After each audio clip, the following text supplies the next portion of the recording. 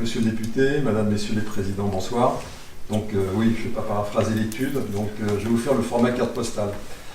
Nous avons fait une étude donc, il y a un an, on a interrogé 35 000 entreprises, on a eu 1200 retours. Le sujet, c'est que nous n'avons pas abordé frontalement la RSE. Le thème de l'étude, c'était la fierté d'être dirigeant, parce qu'on voulait avoir des réponses. On se doutait que si effectivement on sollicitait les entrepreneurs sur le thème de la RSE brut de décoffrage, les choses auraient été un petit peu délicates. Bref, sur cette étude, donc la fierté d'être dirigeant, c'était de pousser les entrepreneurs à se poser la question, je mène un certain nombre d'actions et je suis fier de ce que je fais.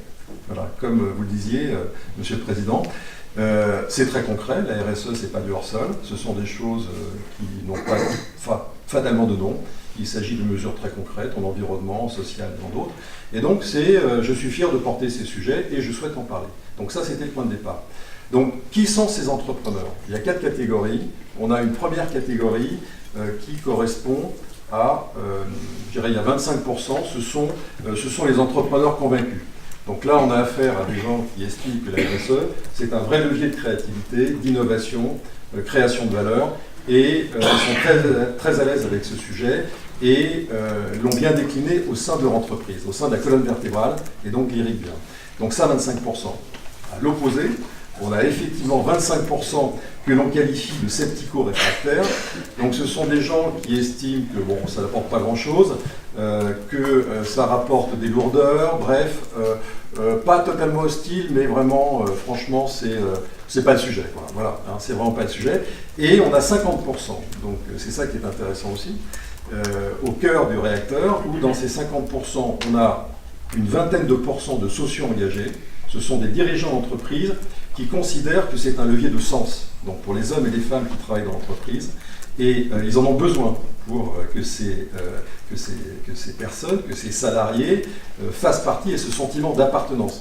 Je vous renvoie en cela au rapport Gallup, hein, où on sait très bien qu'il n'y a en France que 6% de salariés engagés dans les entreprises. Donc on comprend qu'effectivement il y a besoin de bouger des leviers pour faire en sorte que les salariés puissent adhérer.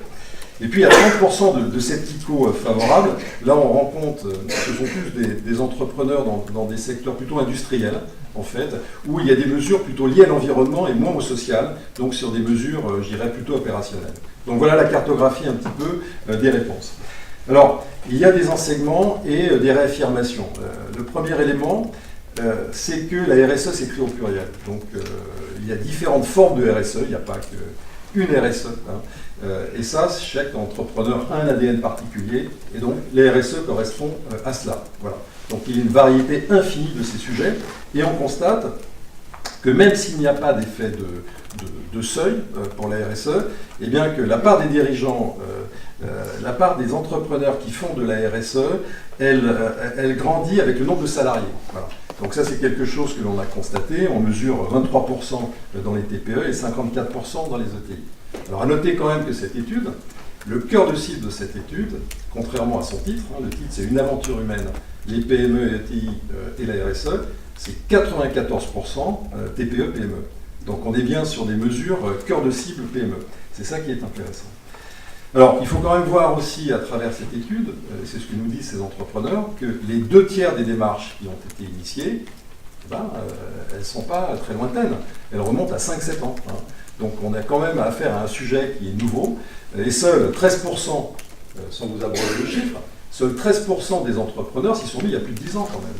Donc on a affaire à quelque chose en termes je dirais de sigle et de portée qui est assez récent. Une entreprise, un entrepreneur sur 2 se déclare ayant mis en place une démarche RSE. Alors là-dessus on est très prudent. Qu'est-ce qu'on entend par démarche? Derrière les termes, il faut voir, nous, personnellement, nous n'avons jamais vu d'entrepreneur, c'est ce que vous indiquez, qui n'a jamais rien fait. Il y a toujours des actions, parfois remarquables, qui sont initiées.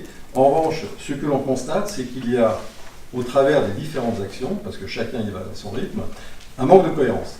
Donc il y a vraisemblablement et toujours, c'est ce que l'on observe, un manque de cohérence et de lisibilité, et ce qui fait que c'est parfois difficile à communiquer pour ces entrepreneurs pour se faire connaître et qu'il y ait une bonne lecture des actions et de la portée de leur marque un petit peu sociétale vis-à-vis des parties prenantes.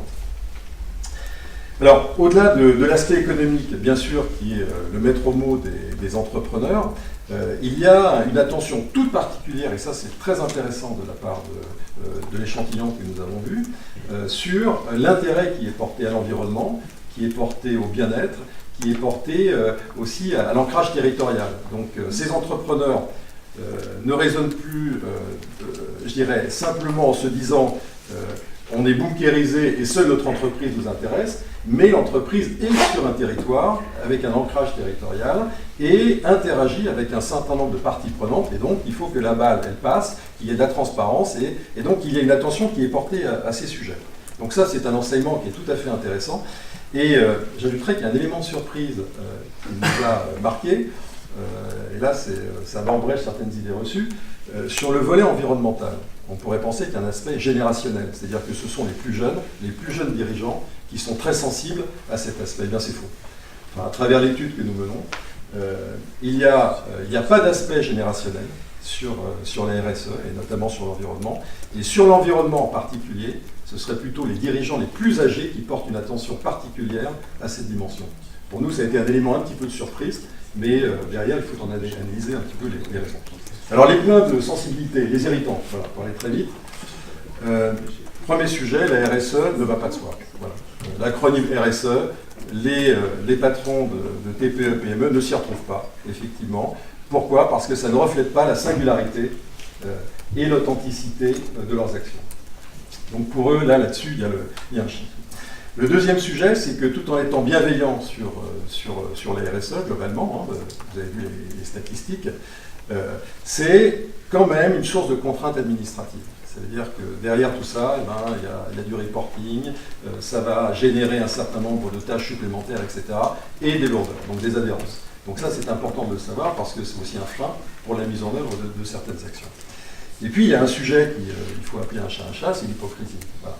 C'est que ces dirigeants d'entreprise, et ça c'est ressorti fortement dans l'étude, c'est de dire, bah, non, nous on ne se retrouve pas dans ce que l'on voit en matière de RSE porté par les plus grandes entreprises, parce qu'il y a effectivement un écart entre ce qui est annoncé, ce qui est formalisé, écrit, ce que l'on vit, et ce qui est vécu à l'intérieur. Et ça, c'est le juge de paix. Et je crois qu'aujourd'hui, c'est vraiment un vrai sujet. Les salariés, c'est le juge de paix, ça veut dire entre ce qui est proclamé par une entreprise, voire affiché, et ce qui est vécu à l'intérieur. S'il n'y a pas de cohérence et d'alignement stratégique, là-dessus, il y a un vrai problème et un désengagement des salariés. Alors globalement, tout va bien, on parle de la RSE, voilà, mais il y a vraiment, je dirais, matière à travailler et de ne pas monter les uns contre les autres sur ce sujet, mais les faire à travailler ensemble. C'est en tout cas ce qui ressort de cette étude en termes de complémentarité. Cette étude, je ne sais pas si on m'entend bien, cette étude date d'il y a à peu près un an. Quelles actions concrètes vous avez mises en place, BPI-France a mis en place, pour aider, accompagner les chefs d'entreprise, notamment des TPE-PME, pour s'approprier le sujet, les enjeux, les outils? Vous avez mis en place des actions concrètes? Alors, nous, on fait de la RSE OPS, comme on dit, opérationnelle, concrète pour les entrepreneurs, pour leur faire déjà des petits diagnostics et leur faire des plans d'action opérationnels. En quoi c'est la création de valeur. Voilà. Et ce n'est pas toujours facile à mesurer.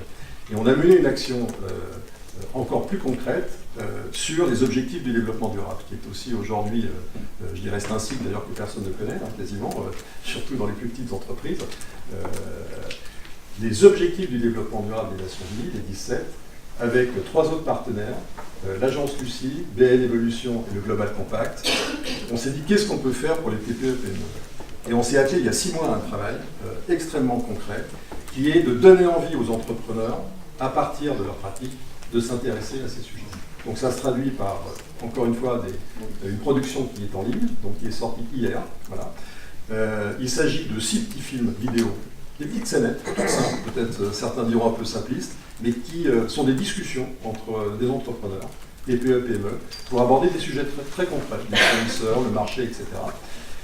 Les entrepreneurs qui trouveront cela intéressant pourront se poser des questions, il y a des liens pour cela, se poser des questions un peu plus avancées, et pourront, à partir d'autres liens, accéder, je dirais, au Saint Graal, qui est la connexion entre le référentiel des ODD et le fameux ISO 26000. Voilà. Donc ça, c'est quelque chose qui est déjà pour les très avancés, mais l'idée pour nous, c'était de donner envie aux TPE, aux patrons de TPE, PME, de finalement s'intéresser aux ODD et de savoir ce que c'est. Parce que là, il y a un véritable enjeu de sens et de création de valeur. Et tout ceci est en ligne gratuitement sur BPI France Université. Donc je vous invite à regarder ce site et cette petite production. Merci beaucoup Philippe Quimper.